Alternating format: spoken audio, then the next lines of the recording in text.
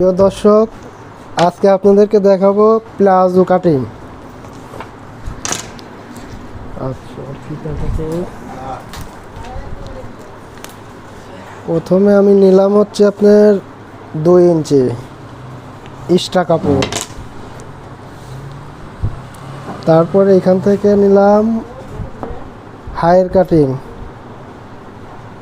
13 দুগুণ 26, আর 3 ইঞ্চি যোগ করবেন, তাহলে 29 ইঞ্চি হবে না। জোল নিলাম হচ্ছে 35, মানে 35 দাগ। তারপরে আপনি নেবেন এক্সট্রা 1 ইঞ্চি। এটা হবে হচ্ছে স্কার্ট প্লাজো, কাপড়ে যত দূর হয় সবটুকু দিয়ে দিতে হবে।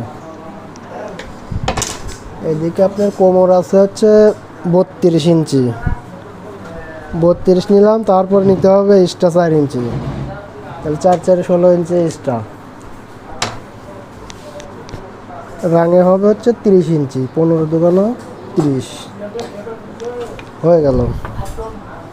তারপরে সোজা দাগ দিয়ে ভাবে, তারপরে এইভাবে শেপ দিলাম।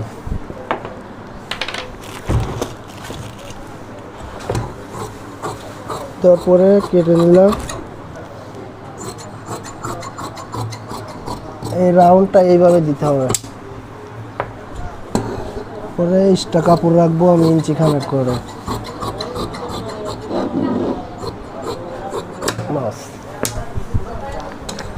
এইখান থেকে কাটিংটা সোজা করা যাবে না, একটু এদিকে রাউন্ড দিতে হবে।